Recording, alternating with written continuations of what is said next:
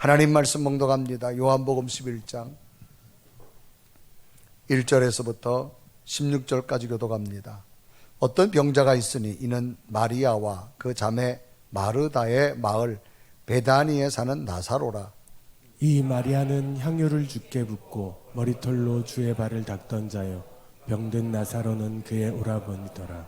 이에 그 누이들이 예수께 사람을 보내어 이르되 주여 보시옵소서, 사랑하시는 자가 병들었나이다 하니 예수께서 들으시고 이르시되 이 병은 죽을 병이 아니라 하나님의 영광을 위함이요 하나님의 아들이 이로 말미암아 영광을 받게 하려 함이라 하시더라. 예수께서 본래 마르다와 그 동생과 나사로를 사랑하시더니 나사로가 병들었다 함을 들으시고 그 계시던 곳에 이틀을 더 유하시고 그 후에 제자들에게 이르시되 유대로 다시 가자 하시니 제자들이 말하되 라비여, 방금도 유대인들이 돌로 치려 하였는데 또 그리로 가시려 하나이까. 예수께서 대답하시되 낮이 12시간이 아니냐. 사람이 낮에 다니면 이 세상의 빛을 보므로 실족하지 아니하고 밤에 다니면 빛이 그 사람 안에 없는 고로 실족하느니라. 이 말씀을 하신 후에 또 이르시되 우리 친구 나사로가 잠들었도다. 그러나 내가 깨우러 가노라. 제자들이 이르되 주여, 잠들었으면 낫겠나이다 하더라. 예수는 그의 죽음을 가리켜 말씀하신 것이나 그들은 잠들어 쉬는 것을 가리켜 말씀하심인 줄 생각하는지라. 이에 예수께서 밝히 이르시되 나사로가 죽었느니라. 내가 거기 있지 아니한 것을 너희를 위하여 기뻐하노니 이는 너희로 믿게 하리 함이라. 그러나 그에게로 가자 하시니 디두모라고도 하는 도마가 다른 제자들에게 말하되 우리도 주와 함께 죽으러 가자 하니라. 아멘. 아멘. 오늘 예배하는 여러분에게 주의 은총과 능력이 함께하기를 주님의 이름으로 축복합니다.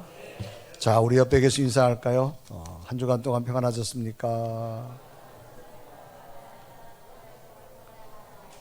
자, 좀 더 기쁜 얼굴로 오늘도 당신을 보니까 참 행복합니다. 시작!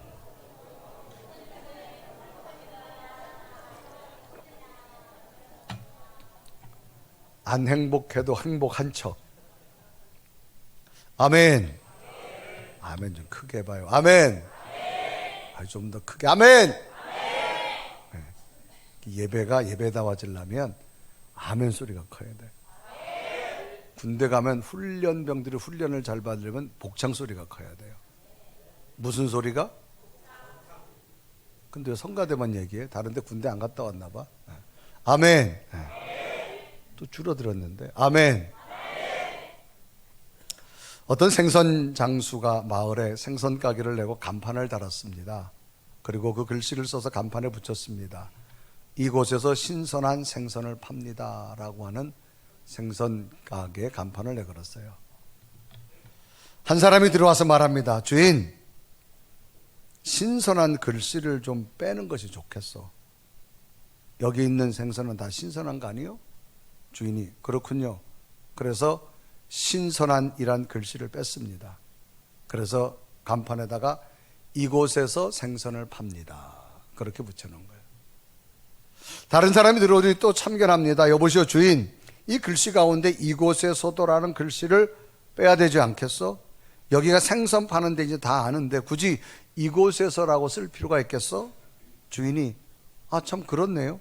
그래서 이곳에서 글씨를 빼고 간판을 달았습니다. 생선을 팝니다 그렇게 했어요. 또 다른 사람이 들어오더니 참견했습니다. 주인, 여기 팝니다란 말도 빼야 되지 않겠소? 여기 거저주는 거요? 주인이 그러네요. 그래서 팝니다라고 뺐어요. 그러니까 생선을만 써놨어요. 다른 사람이 또 들어와서 참견합니다. 여보시오 주인, 생선이라는 글씨도 좀 필요 없지 않소? 근처에 오기만 해서 생선 냄새가 진동을 하는데 굳이 생선이라는 글씨를 쓸 필요가 뭐 있겠소? 주인이 그러네요. 그래서 생선이라는 글씨를 뺐습니다. 그래서 그 가게는 간판 없는 생선 가게가 되어졌습니다. 결국 사람들은 그곳에 생선 가게가 있는지조차 모르게 되어졌고 결국은 망했습니다. 이런 모습은 오늘 우리들의 신앙생활에도 볼 수 있습니다. 이제는 정말 믿음으로 살아야지 결단하고 믿음의 삶으로 도전하다 보면 우리들의 믿음을 향하여 여러 가지로 이야기하며 참견하는 사람들이 참 많습니다. 신앙생활을 꼭 그렇게 해야 되느냐고. 편하게 하지 뭐 그렇게 열정적으로 하느냐고. 신앙생활 이렇게 해라, 신앙생활 저렇게 해라, 이런 게 좋겠다 저런 게 좋겠다, 왜 그렇게 하냐. 많은 사람들이 이야기를 듣고 따르다 보면 결국은 자신의 믿음을 흔들려 버리고 만다라고 하는 거지요. 그래서 성경은 그 어떤 이야기도 아닌 기록된 하나님 말씀만 붙들고 승리하는 믿음 되기를 권면하고 있는 겁니다. 어떤 상황에서도 신앙의 표준이 예수 그리스도를 바라보고 묵묵히 달려가는 신앙, 온전한 믿음이 될 줄로 믿습니다. 오늘 성경 본문도 이런 내용입니다. 예수님과 너무나도 가깝게 지내던 한 가정의 이야기예요. 그런데 이 가정에 갑자기 엄청난 일이 생겼어요. 예수님을 잘 믿으면 좋은 일만 생겨야 되는데 예수님을 잘 믿었는데 엄청난 일이 생겼어요. 그 일은 다름 아니라 한 가정을 이끌고 가는 가장격인 나사로라는 사람이 죽습니다. 이 가정에는 나사로 밑에 두 자매가 있었는데 마르다와 마리아라는 두 자매가 있습니다. 이 오빠의 죽음을 갑자기 경험해야 되는 겁니다. 엄청난 충격입니다. 당시 나사로 가정이 예수님과 너무나도 가깝게 지내며 늘 예수님과 함께 했던 가정이기 때문에 가정을 이끌고 가던 이 오라버니 나사로의 죽음은 믿음을 가진 그 가정의 충격이고 또 충격이었던 겁니다. 그런데 유심히 살펴보면 이 오빠인 나사로의 죽음에 갑자기 한순간에 온 게 아닙니다. 어느 날부터인가 갑작스러운 질병으로 나사로가 앓게 되자 마르다와 마리아는 믿음으로 예수님께 사람을 보내어 예수님을 초청하여 기도받고자 한 겁니다. 그래서 사람을 직접 예수님께 보내서 주님, 우리 집에 우리 오빠가 지금 병들었는데 와서 좀 기도해서 고쳐줬으면 좋겠습니다. 그렇게 사람을 보냈어요. 그리고 요한복음 11장 3절에 보면 이에 그 누이들이 예수께 사람을 보내 이르되 주여 보시옵소서 살아가는 자가 병들었나이다 하니 그럽니다. 그런데 예수님께서는 이 나사로의 병든 이야기를 들으시고도 급히 나사로 집으로 오시지 않습니다. 며칠을 더 계신 후에야 이 나사로 집으로 오는 겁니다. 그래서 요한복음 11장 6절은 기록하지요. 나사로가 병들었다함을 들으시고 그 계시던 곳에 이틀을 더 유하시고 라고 말합니다. 이틀 후에 예수님께서 오셨지만 나사로는 곧 죽고 말았습니다. 이런 상황에 마리다와 마리아가 겪어야 할 마음의 충격이 얼마나 컸겠습니까? 정말 평상시에는 예수님을 얼마나 많이 정성을 다해 섬겼던지 예수님께서도 그 사랑을 가슴에 새겼기 때문에 이 가정을 향해 예수님께서도 뭐라 말하는가 하면 내 사랑하는 자라고 표현할 정도입니다. 그래서 요한복음 11장 5절을 보면 예수께서 본래 마르다와 그 동생 나사로를 사랑하시더니 그렇습니다. 예수님께서 나사로를 향해 그 가정을 향해서 사랑하는 자라고 표현할 정도입니다. 또 이 마르다와 마리아, 이 오빠인 나사로가 얼마나 또 예수님을 사랑했든지 이 자매들이 바라보는 예수님도 똑같이 예수님을 사랑했다는 표현을 씁니다. 그래 요한복음 11장 3절에 말하죠. 이에 그 누이들이 예수께 사람을 보내되 주여 보시옵소서 사랑하시는 자가 병들었나이다. 주님이 보기에도 사랑하고 이 마르다가 마리아가 보기에도 예수님이 이 가정을 너무너무 사랑한다는 걸 알 수 있는 정도입니다. 정말로 예수님과 사랑하는 관계라고 말할 정도였다면 예수님께서 금방 오셔야 되는데 예수님께서 안 오시는 거예요. 결국 늦게 오시게 되자 나사로의 죽음이 현실로 되어져 버린 겁니다.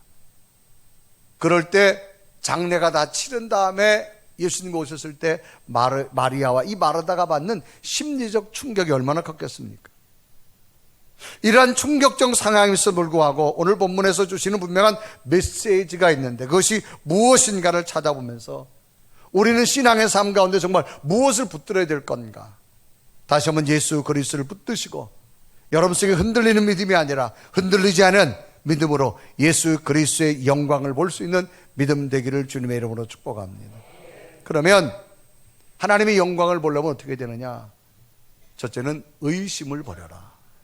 따라합시다. 의심을 버려라. 여러분 의심이란 뭐예요? 확실히 안 믿는다는 거예요. 이걸 버리라는 겁니다. 오늘 성경에 소개되는 나사로의 가정은 예수님께서 각별한 애정의 마음을 두고 계신 가정입니다. 오늘 나사로의 가정은 상식적인 선에서 추측해 본다면 아마 이런 가정입니다. 첫째는 부모님이 안 계신 것 같습니다. 3남매만 살고 있는데 20대 전후 정도 또 오빠는 30대 초반 중반 정도 되는 그런 남매 가정입니다. 그러니까 나사로가 부모님이 안 계시니까 가장 역할을 한 거예요. 이렇게 나이를 추측해 보는 이유는 예수님께서 공생의 사역을 시작한 게 이제 30대서부터 시작하셨으니까 아마 거의 또래 정도 되어지지 않을까. 그거는 예수님께서 나사로를 보고 뭐라 그러냐니까 나의 친구라고 하는 표현을 씁니다. 그래서 요한복음 11장 11절을 보면 이 말씀을 하신 후에 또 이르시되 우리 친구 나사로가 잠들었도다. 그러니까 이 나사로를 부를 때 친구라고 하는 말을 쓴 것은 연배 차이가 많이 났을 때보다는 거의 연배 차이가 거의 비슷할 때 쓰는 그런 단어입니다. 그리고 생활 형편은 부모님으로부터 좀 이렇게 아마 상속받는 유산이 좀 있을 거라고 추측합니다. 왜 그런가 하면 요한복음 12장에 보면 이 마리아가 예수님을 얼마나 사랑하는지 옥합을 깨가지고 예수님 발에다가 붓고 머릿결로 닦아줄 정도입니다. 그래서 요한복음 12장 3절을 보면 마리아는 지극히 비싼 향유고 순전한 나드 한 근을 가져다가 예수의 발에 붓고 자기 머리털로 그의 발을 닦으니 향유 냄새가 집에 가득하더라. 당시 향유는 굉장히 고가입니다. 이걸 갖다가 예수님 발에 부을 정도니까 경제적으로도 아마 부모님이 물려준 유산 정도가 있을 거라 추측해 봅니다. 또 이 나사로의 집은 예루살렘에서 3km 떨어진 곳입니다. 그래서 베단이라고 하는 곳인데, 그래서 예수님께서 늘 예루살렘으로 올라가시고 내려오시다가 이 가까이 있는 3km 정도 밖에 있는 이 베다니에 있는 이 마르다와 마리아 집에서 늘 제자들과 함께 그곳에서 계셨습니다.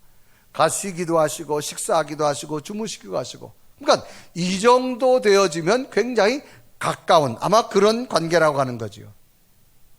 그리고 예수님께서도 이 삼남매를 굉장히 가족처럼 돌보셨습니다.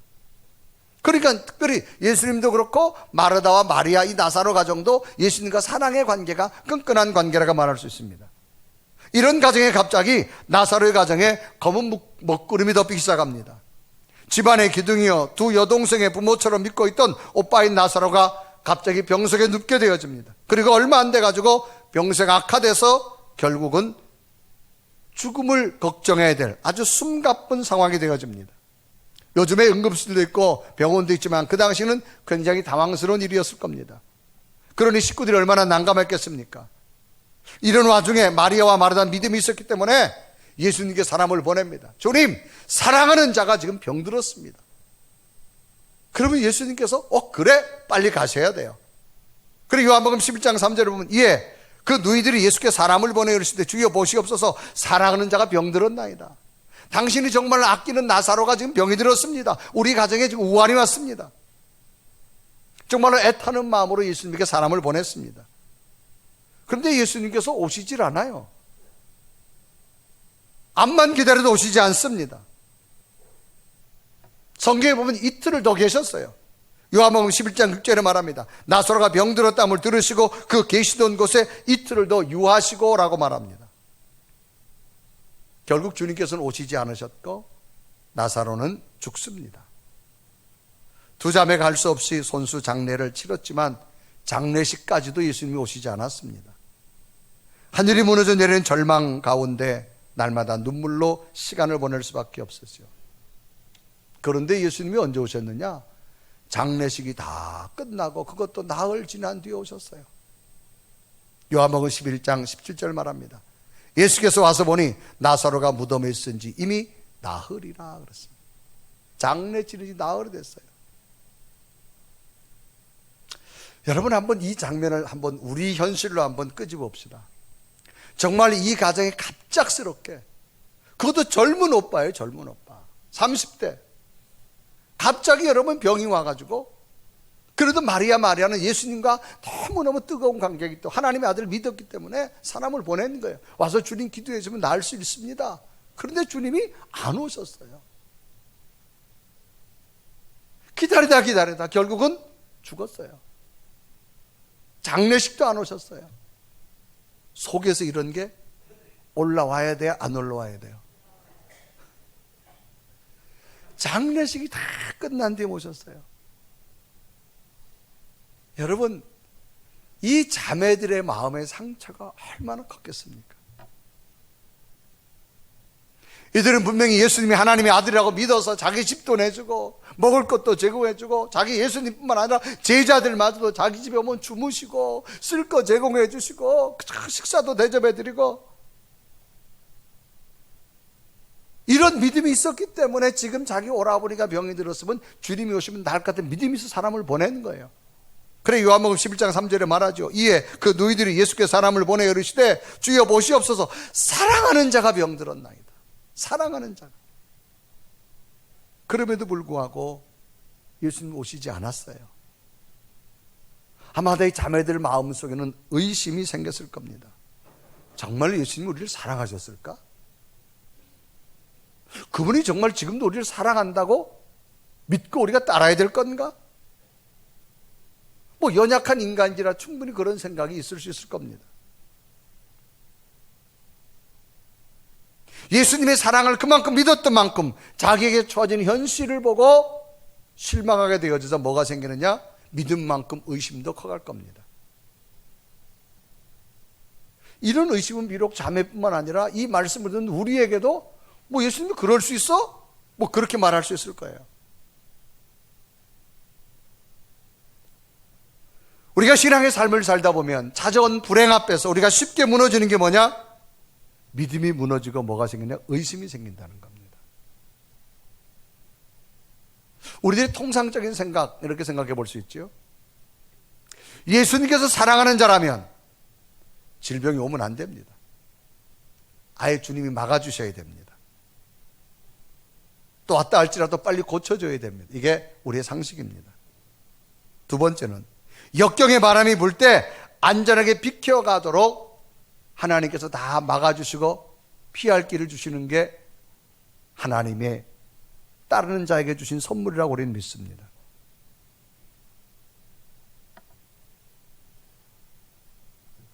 아마 이 나사로 가정에 있던 마르다와 마리아도 이런 생각을 했을 겁니다. 특히나 누구보다도 예수님은 우리를 사랑하는 가정으로 믿었던 이 자매에게는 더더욱이나 컸을 겁니다. 그런데 갑자기 자기 가정을 이끄는 오라버니 오빠가 병들어 죽게 됩니다. 이 상황 앞에 과연 이들의 믿음이 얼마나 주님의 사랑할 수 있는 믿음을 가지고 있겠느냐 이 말입니다.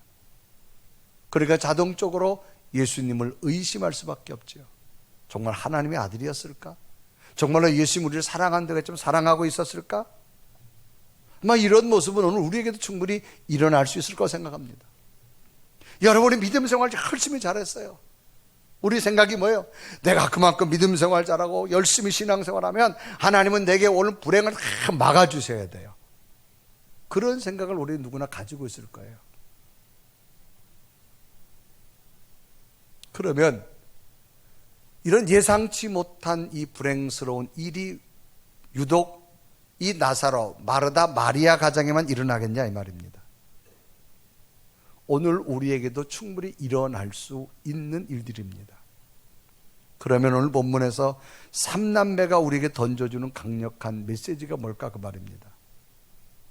우리가 아무리 이해할 수도 없어도 이해되지 않는 불행이 우리에게 나타난다 할지라도 그 불행과 고통 속에서 예수님의 사랑은 지금도 진행되고 있다는 사실을 믿으라고 하는 겁니다. 이걸 믿게 되면 의심은 떠나갑니다. 사람이 못 믿으니까 의심을 생기는 거예요. 여러분, 의심이라는 말이 뭐예요? 확실히 알 수 없어서 믿지 못하는 마음입니다. 예수님께서 장사 지낸 지 나흘 뒤에 왔어요. 주님께서 그 여인들과 함께 네 오라버 있는 곳으로 가자. 벌써 시신에 썩는 냄새가 납니다. 그럴 때 주님께서 뭐라 말해요? 저 동굴을 막았던 시신을 안치한 동굴의 문을 열어라. 주님 벌써 냄새 납니다.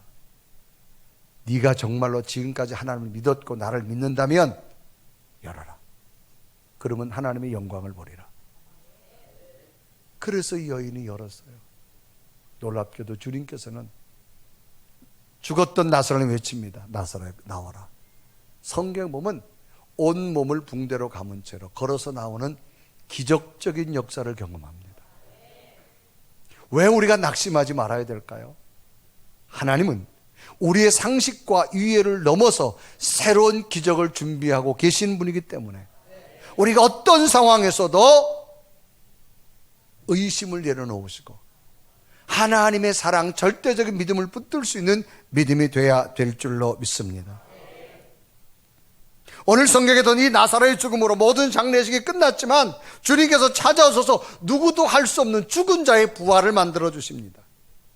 당시 모두가 나사로의 죽음 앞에서 절망했지만 주님께서는 절망이 아니라 이 나사로의 죽음을 보고 잔다라고 하는 희망적인 이야기를 합니다. 그래서 요한복음 11장 11절에 말하죠. 이 말씀을 하신 후에 또 이르시되 우리 친구 나사로가 잠들었도다. 그러나 내가 깨우러 가노라. 모두가 나사로의 죽음을 이야기했지만 주님께서는 잠들었다고 말합니다. 여러분, 잠든 것과 죽은 것은 차원이 다릅니다. 잠든 것은 깨울 수 있지만 죽은 것은 끝이라 생각합니다. 이럴 때 주님의 말씀에 제자들이 빈정됩니다. 주님, 정말 잠들었으면 좋겠어요. 그리고 요한복음 11장 12절에 말합니다. 제자들이 이르되 주여 잠들었으면 낫겠나이다. 주님께서 보시는 관점과 제자들이 보는 관점이 전혀 달랐다는 겁니다.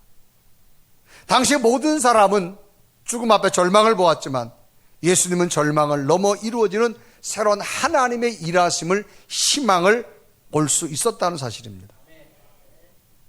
오늘 우리 속에 정말로 하나님에 대한 믿음이 있다면 어떤 상황에도 희망을 먼저 보시길 바랍니다. 사람이 희망을 보면 의심이 떠나가요. 그러니까 우리 속에 믿음이 있다. 정작 불행을 당해보면 압니다. 예상치 못한 일을 당해보면 그 사람이 지금 이런 관점에서 희망을 보느냐 절망을 보느냐. 믿음의 정의를 히브리서 기자는 이렇게 말합니다. 히브리서 11장 1절과 2절 기록하죠. 믿음은 바라는 것들의 실상이요 보이지 않는 것들의 증거니 선진들에서 증거를 얻었느니라라고 말합니다. 믿음은 뭐냐? 지금 안 보여. 바라는 것들의 실상이요 보이지 않는 것들의 증거인데 성경에 수많은 사람들이 믿음으로 살아서 그 증거를 얻었다고 말합니다. 오늘 우리에게 진정 필요한 것이 뭘까요? 때로는 응답이 오지 않는다 할지라도, 때로는 우리 뜻대로 되어지지 않는다 할지라도 여러분 의심을 버리시길 바랍니다. 정말 하나님 나를 사랑하실까? 정말 하나님 살아계실까? 사랑한다면 왜 이렇게 하나님께서 잠잠하실까? 정말 하나님이 계시다면 왜 우리 가정에 이런 일을 주실까? 여러분 여기서 관점을, 절망을 보지 마시고 이렇다 할지라도 하나님은 새로운 역사를 주실 줄로 믿습니다. 희망으로 바라보는 믿음 되기 바랍니다.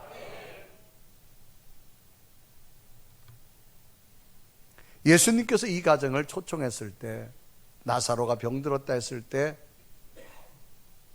이틀을 유하시고 늦게 가신 이유가 무엇일까?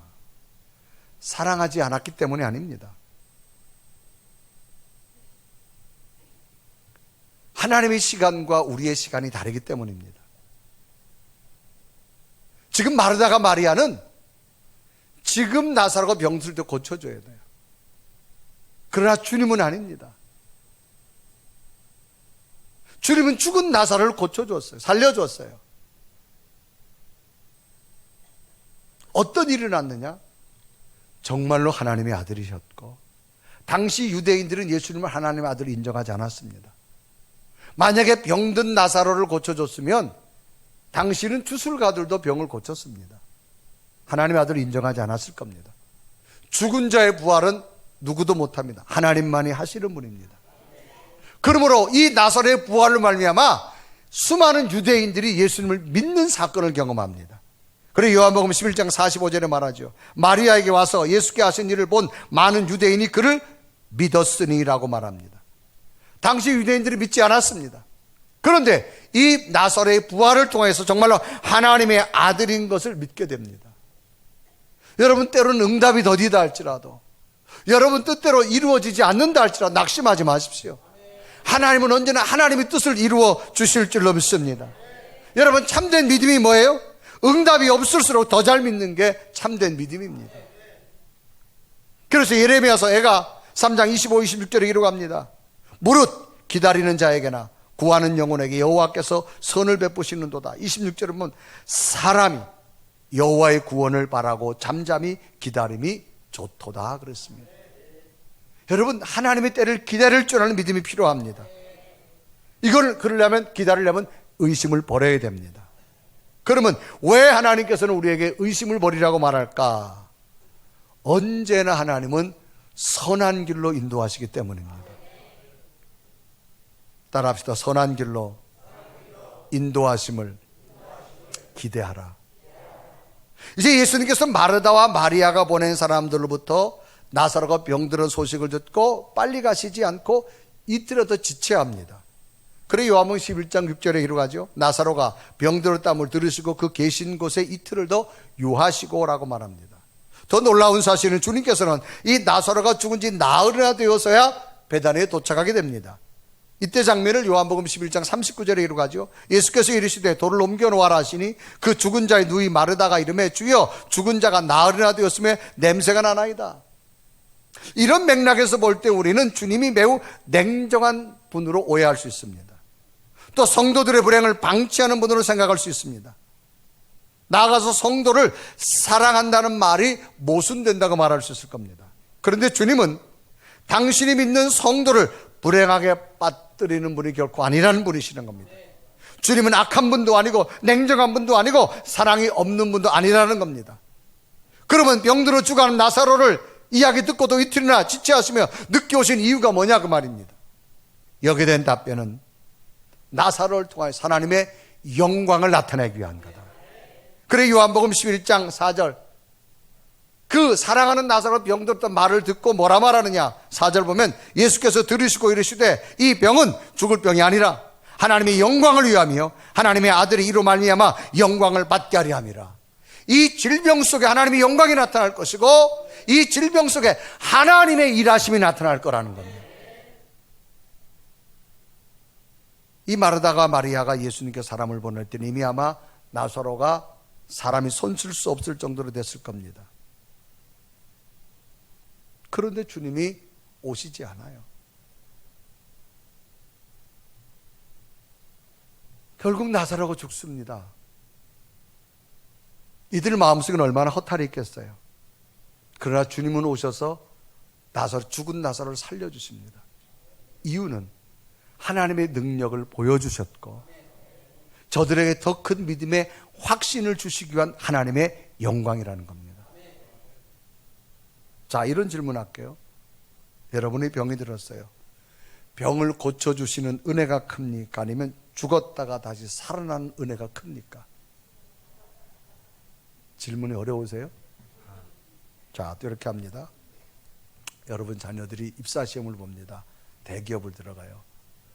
그럼 대기업 시험에 입사를 볼 때는 합격하고 싶은 마음이 있겠죠. 떨어졌어요. 무슨 이런 하나님이 있어요. 그렇게 말하겠지요. 그러면 대기업 시험에 입사하는 게 여러분 더 큰 은혜입니까? 이 다음에 대기업의 CEO가 되는 게 더 큰 은혜입니까?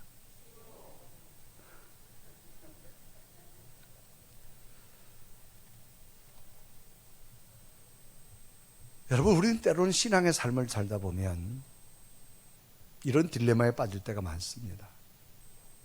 예수님이 죽어가는 나사로를 향하여서 지체하신 것은 결코 나사로 가정을 사랑하지 않아서가 아니라는 겁니다.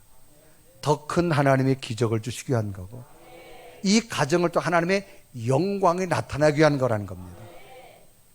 그러므로 우리들의 삶 가운데 주님의 뜻이 우리들 향하여 어떻게 이루어질지 모른다고 할지라도 끝까지 우리는 선한 길로 인도하시는 하나님을 믿을 수 있는 믿음이 필요합니다. 지금 이 길로 막혔다고 여러분 여기 절망하지 말라는 거예요. 하나님은 비록 막혔지만 하나님의 열매는 선한 길로 인도해 주실 줄로 믿습니다. 그래서 역대상 16장 34절에 이렇게 합니다. 여호와께 감사하라. 그는 선하시며 그 인자하심이 영원하미로다. 또 로마서 8장 28절 우리 다 같이 읽습니다. 시작. 우리가 알거니와 하나님을 사랑하는 자 곧 그 뜻대로 부르심을 입은 자들에게는 모든 것이 협력하여 선을 이루네. 여러분 마지막은 선한 길로 인도하신 하나님을 기대하십시오. 우리 교우 가운데 김상철, 도연아 집사님 가정이 있었잖아요. 군인 가족이었는데, 여러분, 군인 가족들에게 찾아오는 것은 어떤 때가 되면 진급이 된다라고 하는 그런 스트레스가 많이 있잖아요. 두 번에 도전했어도 진급하지 못했어요. 그래서 지방으로 이제 발령이 났습니다. 지방으로 가는 그 가정을 바라보면서 저도 함께 기도했는데 참 가슴이 짠했어요. 정말 믿음으로 열심히 했는데. 근데 최근에 들려오는 소식은 더 기쁜 소식이 왔어요. 군무원 시험에 합격했다고. 이제는 더 오랫동안 근무할 수 있다고. 아멘. 여러분, 하나님은요, 언제나 선한 길로 인도하신 하나님을 믿으십시오. 열매는 하나님이 주실 줄로 믿습니다. 그러니까 우리가 이 의심을 좀 버리고 끝까지 한번 기대해 보세요. 하나님은 믿음을 가진 자에게 믿음은 바라는 것들의 실상이라 그랬어요. 그 열매가 여러분에게 일어나게 될 줄로 믿습니다. 세 번째는 따라합시다. 두려움을 버려라. 그런데 그 기다리다 보면요, 두려운 마음이 막 생겨요. 이걸 버리라는 거예요. 이제 예수님께서는 죽어가는 나사로를 위로하고 제자들에게 다시 유대로 가자고 말씀합니다. 이제 제자들과 얘기해요. 근데 제자들이 어떻게 다시 유대로 가요? 유대로 가면 유대인들이 돌을 치려고 하는데요. 그래 요한복음 11장 7절과 8절을 보면 그 후에 제자들에게 이르시되 유대로 다시 가자 하시니 8절을 보면 제자들이 말하되 라삐여 방금도 유대인들이 돌로 치려 했는데 또 그리로 가시려 하나이까? 두려웠던 제자들의 모습들. 이미 제자들은 유대 땅에 갔다가 유대인들의 종교 지도자들에게 돌로 공격을 받았던 사람. 그런데 예수님은 나사로 집으로 안 가고 오히려 어디로 가자 말하는 거 하면 유대로 가자는 겁니다. 이때 주님께서는 두려워하는 제자들을 향해서 두려워하지 말라는 걸 비유로 말합니다. 어둠을 밝히는 빛을 말합니다. 빛이 너희들이 12시간 있지 않느냐. 사람이 빛 가운데 있으면 하나도 안 두렵다. 그런데 어둠에 가면 두렵다는 거예요. 빛으로 내가 있지 않느냐. 그럼 너희들은 무엇을 두려워하냐 그 말입니다. 그래서 주님은 자신을 빛으로 말씀하시면서 제자들에게 빛이 있으므로 두려워하지 말라는 겁니다. 그리고 요한복음 11장 9절에 말합니다. 예수께서 대답하시되 낮이 12시간 아니냐. 사람이 낮에 다니면 이 세상은 빛을 보므로 실족하지 아니하고 10절에 보면 밤에 다니면 빛이 그 사람을 없는 거로 실족하느니라. 이렇게 대낮인데 뭘 두려워하냐 여러분. 사람은 어두우면 두려움이 오지만 밝으면 두려움 없습니다. 이 말씀은 내가 너희와 함께 있는데 왜 두려워하느냐. 여러분 주님이 함께 하는데 왜 두려워합니까? 여러분 인간은 태어났다 한 번 죽습니다. 세상에 안 죽는 사람 없어요. 죽으면 언제 올지 몰라요. 마지막 우리가 붙들 게 뭐예요? 내 속에 있는 예수 그리스도입니다. 그러니까 어떤 상황이 와도 배운 자도 죽고 못 배운 자도 죽고 가진 자도 죽고 안 배워 다 죽어요. 다 죽어. 마지막까지 우리가 죽음 때까지 붙들어야 될 것, 세상과 모든 것 빈손으로 떠나도 내 속에 있는 예수 그리스도만은 계십니다. 여러분 어떤 상황에도 두려워하지 마시고 지금도 주님은 나와 함께 하심을 믿으십시오. 사람은 두려움을 떨쳐버려야 돼요. 주님께서 말합니다. 대낮인데 너희들이 왜 두려워하느냐. 내가 함께하는데 왜 두려워하느냐. 오늘 우리 속에 예수 그리스도 하면 여러분 삶에 어떤 일이 나도 두려워하지 마세요. 왜? 하나님이 이루어지기 때문인 줄 믿습니다. 의심을 버리시고 선한 길로 인도하신 하나님을 기대하시고 두려움을 버리십시오. 하나님은 놀라운 길로 인도하게 될 줄로 믿습니다. 이런 놀라운 일들이 여러분 나타나기를 주님의 이름으로 축복합니다. 우리 한번 고백하며 찬양할까요? 내가 날마다 주님 믿고 따라갑니다. 내가 믿고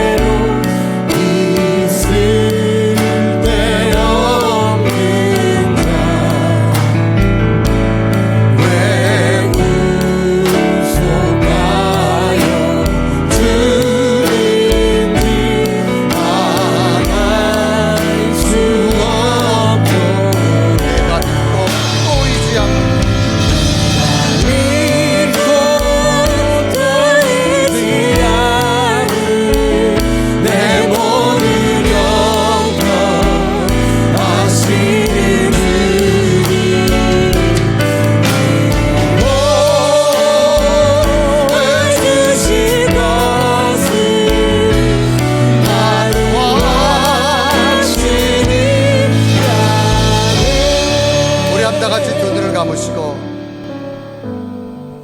오늘 나사로 가정에 일어난 일들을 보면서 오늘 우리들의 삶을 한번 가만히 비춰보세요. 오늘 우리들도 예기치 않은 고난과 불행이 찾아온다면 얼마나 우리가 하나님의 사랑을 확인하고 살아가고 있습니까? 그 하나님의 사랑을 의심하기도 하고 두려워하기도 하는데 오늘 성경은 분명히 말합니다. 하나님의 영광을 나타내는 거다. 여러분, 지금 내 마음속에, 내 심령 속에 내가 믿음 생활을 열심히 했는데도 왜 하나님이 이런 고민거리가 내 속에 있어야 되냐라고 생각하는 의문자도 있을 겁니다. 그거 내려놓으세요. 하나님은 하나님의 방법으로 이루어 가십니다. 지금 돌진한 아이가 자기 집에서 과일을 깎는다고 과도를 달라 한다면 그 과도를 줄 부모 없을 겁니다. 왜? 그 아이는 오히려 그 과도 때문에 다치기 때문에. 그 아이가 성장한 다음에 주겠지요. 하나님, 우리 속에 믿음이 있다면 어떤 상황에도 의심을 버리게 하옵소서. 언제나 선한 길로 인도한 하나님을 기대하는 믿음을 주시옵시고 두려움을 떨치게 버리게 해 주셔서 내가 믿는 주님 또 의지하겠습니다. 정말 하나님의 은혜를 본 쓸데없는 난데 주님 구원하셔서 여기까지 인도하신 하나님 감사합니다. 내 상황이 어떤지 할지라도 나는 하나님의 영광이 내게 임할 줄로 믿습니다. 그 믿음을 달라고, 주여 상황 속을 이길 수 있는 이런 믿음을 달라고 우리 간절히 고백하는 하나님 앞에 기도드리겠습니다. 살아계신 하나님, 오늘도 주 앞에 왔습니다. 어떤 상황 속에서 내가 의심을 내려놓고 언제나 선한 길로 인도하신 하나님을 바라보고 하나님 두려움을 떨쳐버리게 하여 주셔서 언제나 나는 믿음의 길을 걷고 하나님의 살아계신 하나님을 주시옵소서. 살아계신 하나님, 당신의 거룩한 영광 하나님 내 속에 당신의 주여 시간 동안 기도합니다. 하나님 하나님의 영광이 나를 들어가게 하소서. 주여 내 속에 당신의 능력이 하나님 온전한 믿음으로 주옵소서. 주여 사모하고 간구하고 하나님 당신의 나를 세우게 하여 주옵소서.